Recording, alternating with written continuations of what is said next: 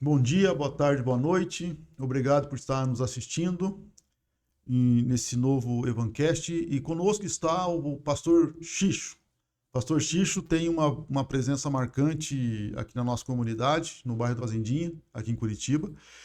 E tem um testemunho de vida e da forma que Deus trouxe ele de volta, ele vai contar pra gente. Eu acho que vai ser muito bacana. Você vai ser edificado com esse bate-papo, com esse podcast. Pastor Xixo, seja bem-vindo. Obrigado. Muito bom estar aqui. Obrigado pelo convite, pelo privilégio, pela honra, poder estar aqui conversando, batendo esse papo, falando das coisas de Deus.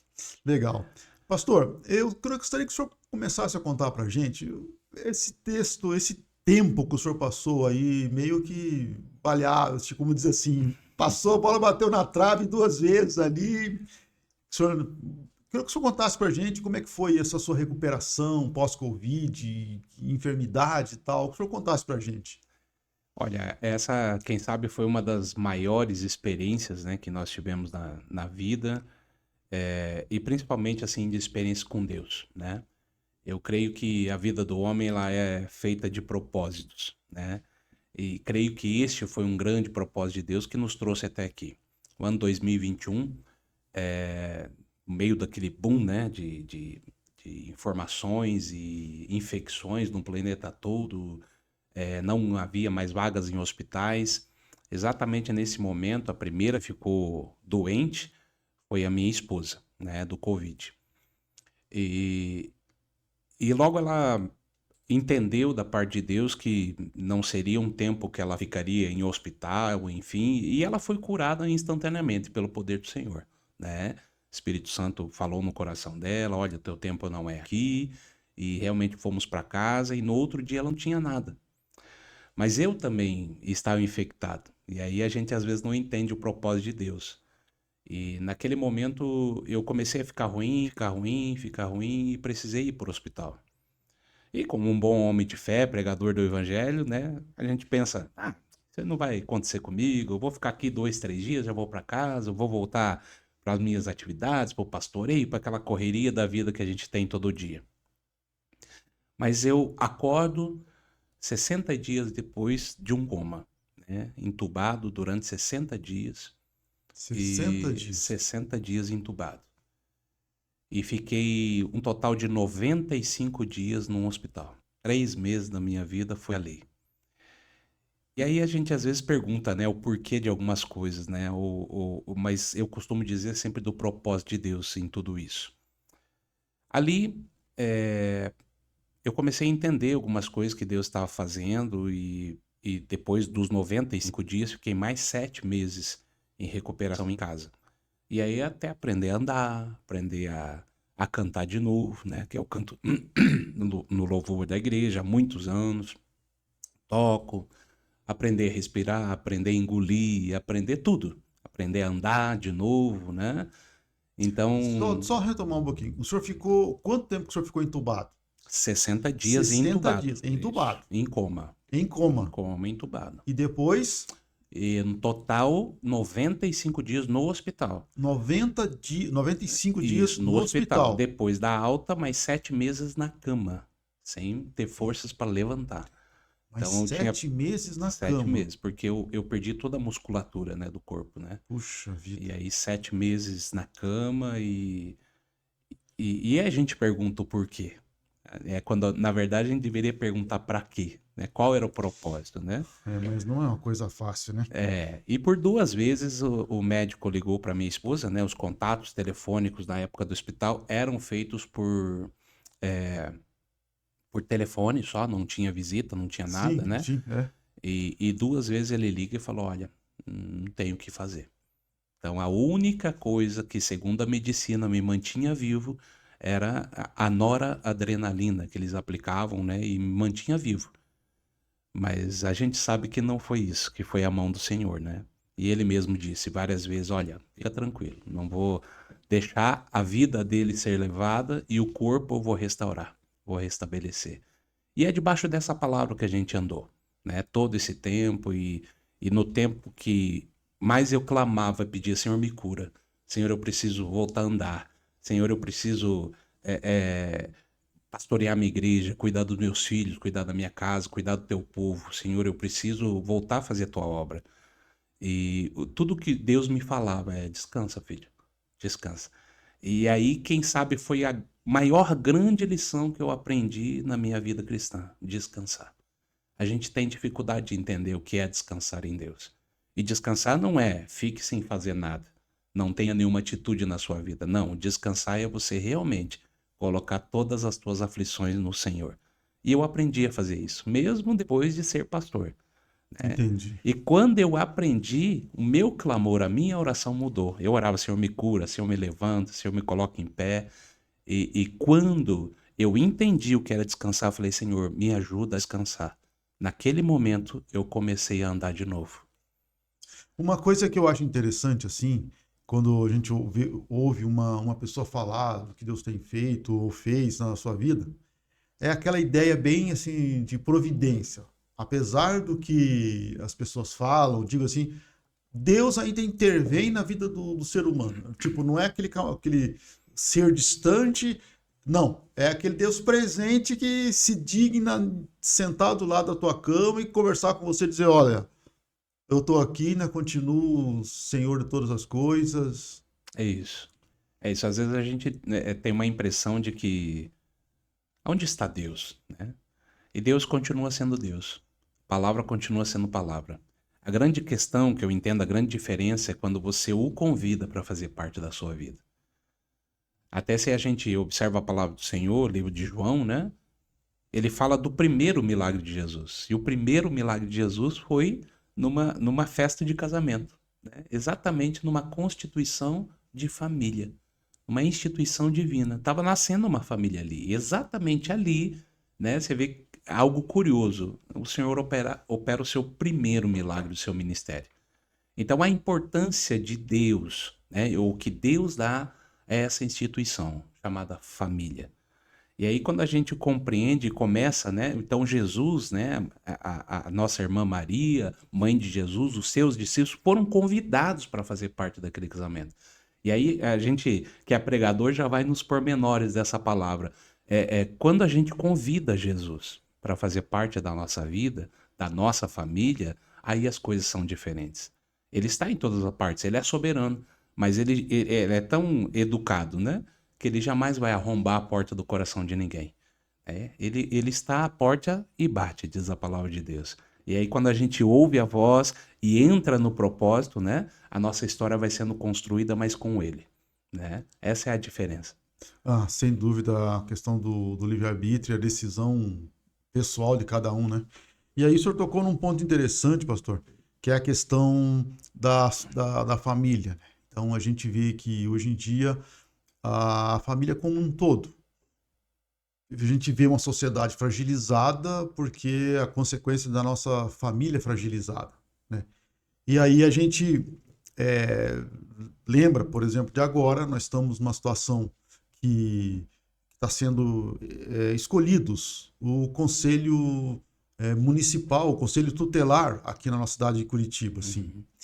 E como é que o senhor vê, por exemplo, essa questão da necessidade do posicionamento cristão ou do posicionamento pessoal de cada um em relação ao conselho tutelar? Eu acho assim que, como eu falei, né, a gente tem uma falsa impressão, até uma interpretação errônea do que é o descansar em Deus, né? Quando a gente deposita as nossas aflições no Senhor, né, a gente confia, essa é a fé, a esperança de que Deus está agindo, que Ele vai fazer algo. Mas a gente não pode ficar parado.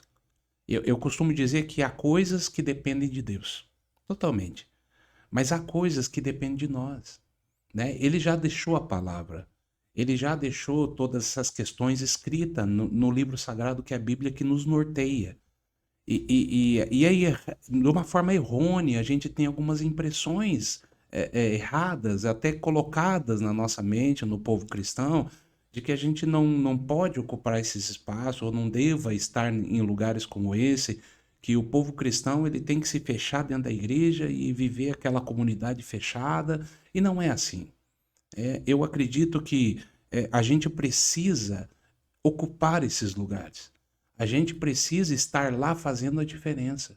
A grande diferença é que lugares que nós não ocupamos, alguém vai ocupar. Com certeza. Não existe vácuo no poder. Não tem como. Não tem vácuo. Como diz, a natureza, ela odeia o vácuo. Alguém vai tomar aquele espaço, ou vai ocupar aquele espaço. É natural que aconteça isso. E o senhor acha que, nesse caso, a visão de igreja ou de reino, ela, até por uma questão moral, vamos dizer assim, um imperativo moral. Nós como igreja, deveríamos assumir determinados cargos. Olha, e isso é bíblico, inclusive. A impressão que me passa enquanto pastor é que alguns colegas, infelizmente, acabam tirando alguns textos. Se a gente olha, por exemplo, para a vida de José, ali está todo um cronograma político. Sim. Toda uma história política e de um propósito de Deus. Ou seja, o propósito de Deus na vida de José era torná-lo governador do Egito. E assim Deus cumpriu. Então, a grande questão é a gente ampliar essa visão bíblica a respeito disso também. Né? Eu creio que nós estamos vivendo num momento, e isso no livro de 2 Timóteo, Paulo já falava, orientando o jovem Timóteo, uma carta que eu creio ser uma carta de despedida, né, de Paulo, uma das últimas cartas que ele escreve, e ele fala claramente, né, fica atento, os últimos dias serão dias difíceis, dias trabalhosos, ou seja, a gente quer ficar fechado dentro da igreja quando na verdade a gente tem que sair das quatro paredes, né? Esse é o evangelho de Cristo. A gente precisa ocupar esses lugares, a gente precisa difundir o evangelho, e eu creio que através disso a gente vai levando conselho tutelar, né, e outros âmbitos mais. Né? Eu acho que existe uma ideia errônea a respeito da política, né? Mas uma política cristã pautada em princípios, em valores, né? Naquilo que nós cremos é o que faz toda a diferença. Porque a essência da igreja é servir o seu próximo, é, claro, glorificar Deus e tudo mais, mas em termos humanos é servir e estar com o outro. E eu vejo como um dos primeiros órgãos a atuar nisso de maneira mais forte dentro da própria célula da família é o Conselho Tutelar. Sim, o Conselho Tutelar ele está dentro da casa das pessoas. Existe uma ideia errônea a respeito disso também, acho que é importante deixar claro que o Conselho Tutelar ele surge no ano de 1990 com a criação do Estatuto da Criança e do Adolescente, o famoso ECA, né? ECA. Em 1990. E ali surgem os conselhos tutelares também. Qual que é a função principal do conselho tutelar? É a proteção da criança e do adolescente em todos os seus direitos, né, como um cidadão.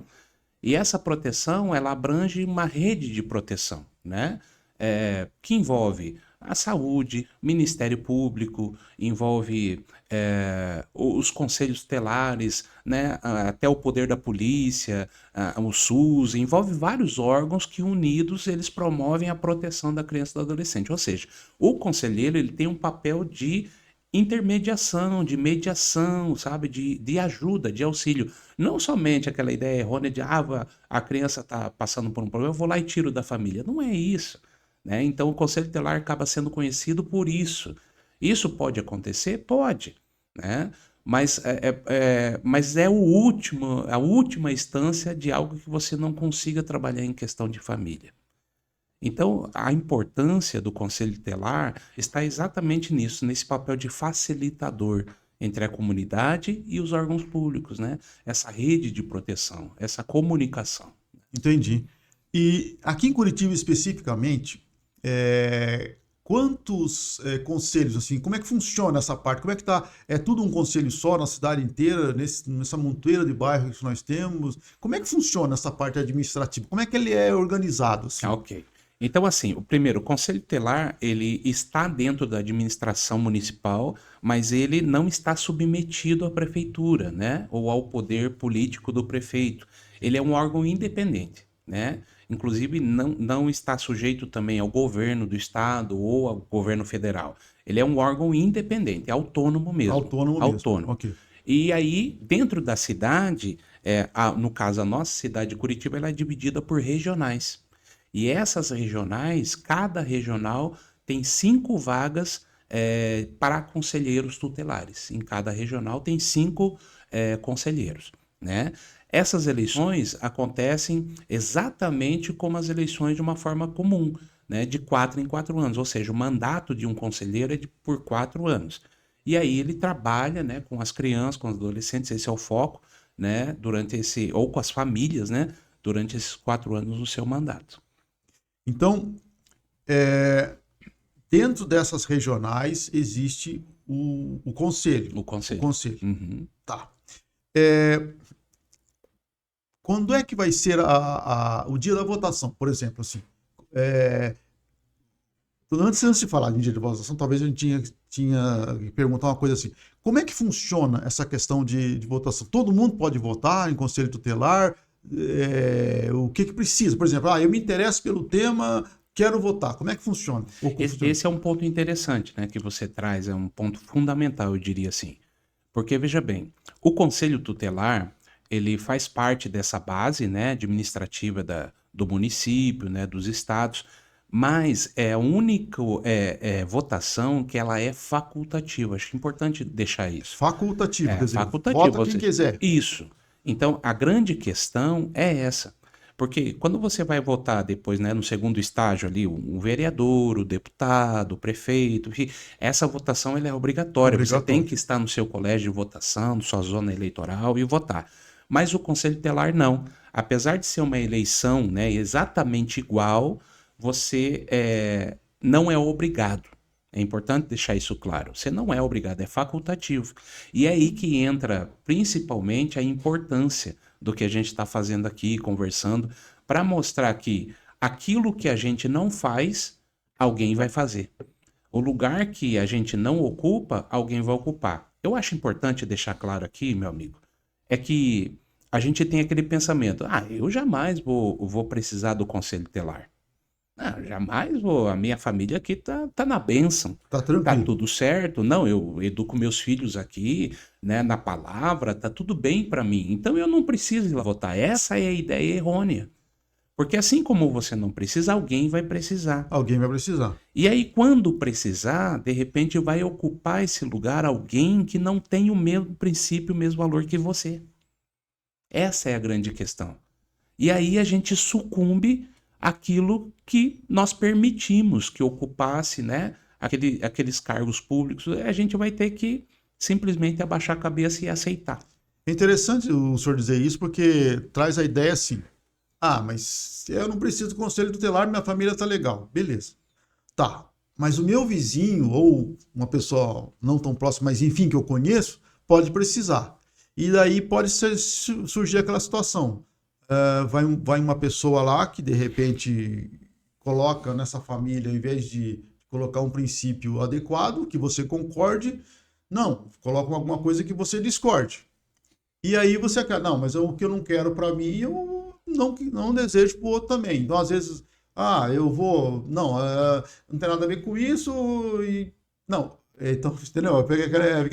Exatamente história, isso. Tipo... E aí a gente sai. Mas quando a coisa começa a acontecer do contrário da nossa vontade, é exatamente isso que a gente fala, mas como assim? Não, a gente... Esse é o momento da decisão. Esse é o princípio. É isso que a gente precisa pensar. Peraí, por mais que eu não precise, tomara que quem está nos ouvindo aqui nunca precise, né? Mas, para quem precisa, como é importante ter pessoas de Deus nos representando. Isso em qualquer cenário político. Sim, Deus agindo na terra por intermédio das pessoas. Exato. Isso seria o que Jesus Cristo já falou isso aí. Sal e luz do mundo. Sal e luz. Sal e luz.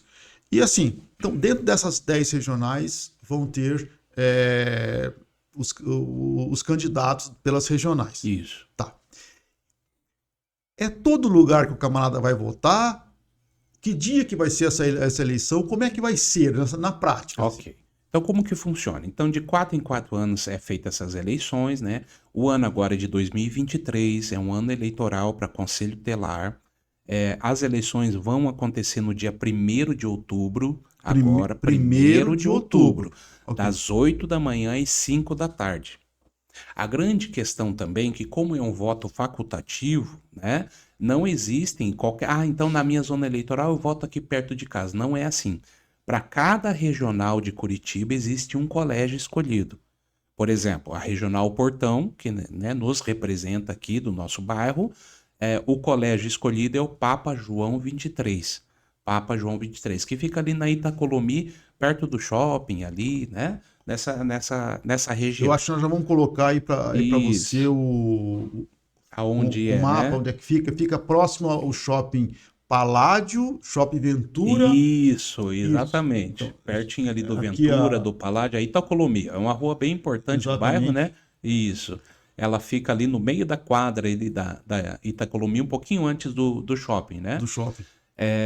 Então vai ser ali, Dia 1º dia de outubro. 1º de outubro. Então, o Ok. que a gente precisa do povo de Deus, de pessoas de valor, pessoas de princípio?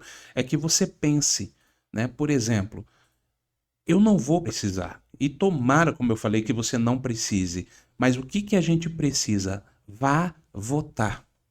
Ir votar. Ir votar. Sabe, estar lá. Colocar o seu voto e dizer assim: eu preciso de pessoas que me representem dentro daquilo que eu creio, que são os meus princípios. E é exatamente isso. E digo mais, né? A gente, assim como o Covid, que alcançou o planeta, a gente precisa trabalhar, né? Talvez uma comparação um pouco, né? Mas para você entender que isso, né? Esses valores, princípios são assim também. Quando a gente pega ali o vizinho, né? Vamos lá votar, põe dentro do teu carro, é o teu carro, você pode fazer isso, né? E aí angariar esses votos, né? E realmente mostrar a força que o povo de Deus tem. E eu creio nessa força, sabe? E não apenas de competir politicamente, né? Mas de você realmente ocupar lugares onde você possa ter e continuar, acho que isso é importante, difundindo o Evangelho de Cristo. Isso é importante. Isso é importante. Nós estávamos conversando ainda ali antes de começar o podcast propriamente dito, e eu imaginava que por exemplo, para essa questão de ser eleito como conselheiro, precisaria de uma enormidade de votos, 50 mil votos, 100 mil votos. Parece que a realidade não é bem essa, né? Não, por se tratar de um pleito eleitoral facultativo, né, não existe. Tem muitas pessoas que acabam pensando exatamente assim: ah, não, eu não vou lá votar, não precisa mesmo, não sou obrigado. E aí o número de votos que elegem conselheiros tutelares não é um número expressivo, né, muito grande, né? A maioria dos candidatos. Então, às vezes aquele candidato que trabalha ali devagarzinho, é um amigo aqui, um amigo lá, dentro dos princípios que eles têm, se elege. Porque daí o povo cristão não tem esse conhecimento do que é o conselho tutelar, da importância disso. E é importante esses meios de comunicação, como a gente está aqui hoje batendo esse papo, para que as pessoas se conscientizem a respeito disso. Na verdade, a gente olha todo esse cenário político que nos envolve, né? Tem muita coisa que nós não gostamos, não aprovamos, mas existe também uma mentalidade, né, do próprio povo cristão. Acho importante a gente chamar atenção para isso, de como a gente pensa a política, de como a gente pensa esses cargos públicos, como a gente reflete. Ah, não, o meu negócio é ir na igreja, o meu negócio é prestar meu culto, e está tudo certo com respeito a isso. Mas o Senhor também nos deixou na sua palavra exatamente essas questões de como a gente organizar isso e viver de uma forma bem saudável. A gente até comentava, né? Existem tantas coisas acontecendo na Europa hoje com respeito ao cristianismo, e que foi exatamente isso, quem sabe esse marasmo cristão, Pela ausência. essa falta de unidade do povo de Deus, independente da placa. Eu até costumo dizer, brincando, pregando, meu falecido pai, pastor João, está na glória com Jesus, ele costumava dizer: irmãos, a placa da igreja é tão importante que ela fica do lado de fora.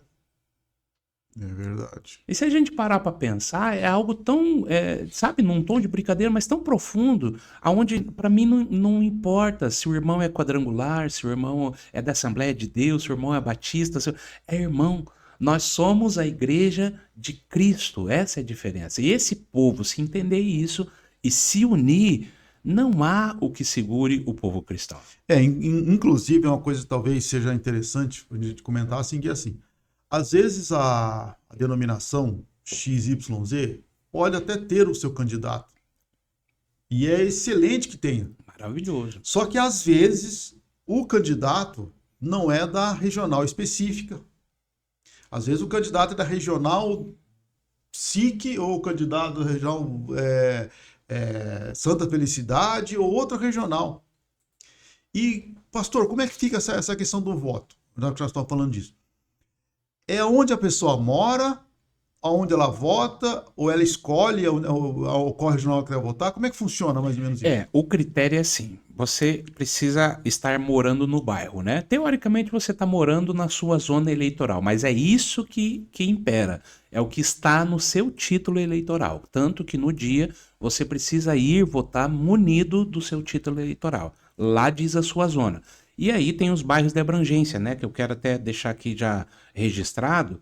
Os bairros de abrangência da Regional Portão, que a gente está falando, a Regional Portão, é Água Verde, Campo Comprido, a porção sul, ou seja, o sul do Campo Comprido está inserido, o Fazendinha, Guaíra, Parolim, o bairro Portão, Santa Quitéria, Seminário e Vila Isabel. Esses bairros fazem parte da região do Portão. Então, ou seja, esta regional Portão, o Conselho Tutelar, é aqui, na Rua da Cidadania do Fazendinha. Né? E é dali se distribui todas as demandas, atividades, enfim. É ali que é gerido essa regional. E aí, dentro do seu título, tem lá a seção. Se a sua seção eleitoral estiver dentro desses bairros, você pode votar nesse dia.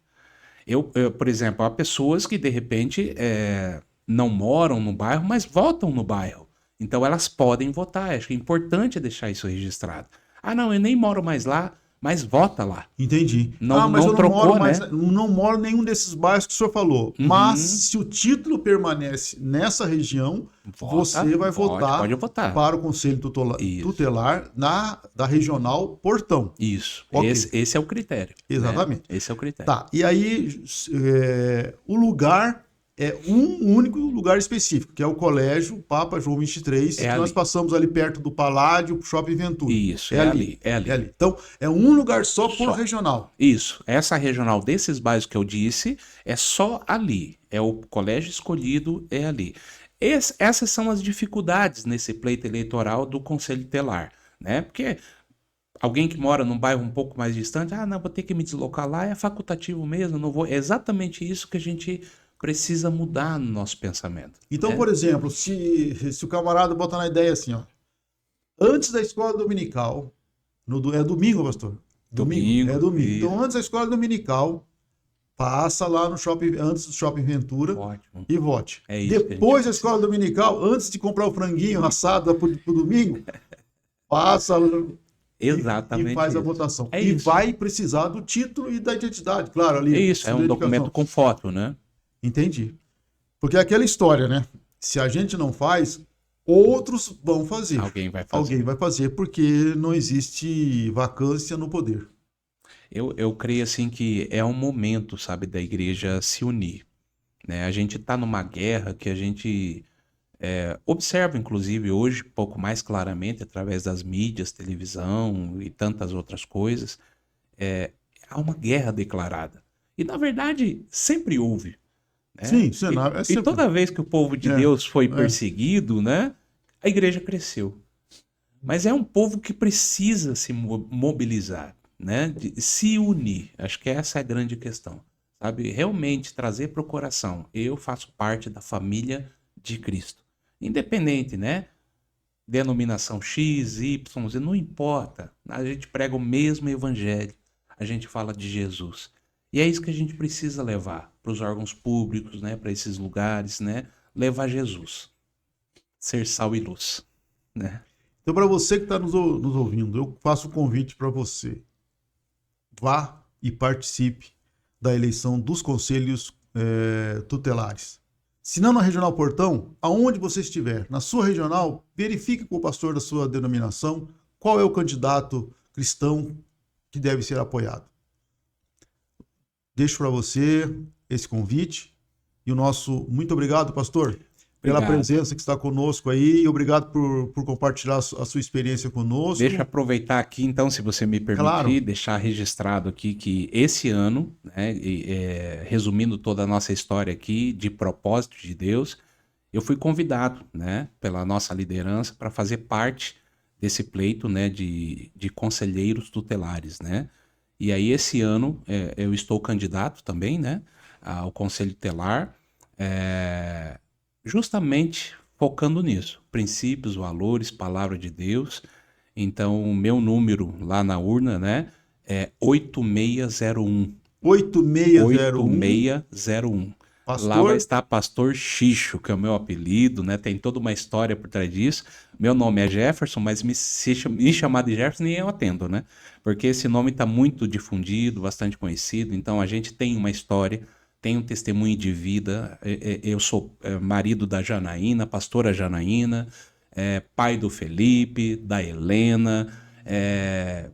Eu zelo muito por essa instituição divina chamada família. Sou pai, sou pastor, né, psicólogo.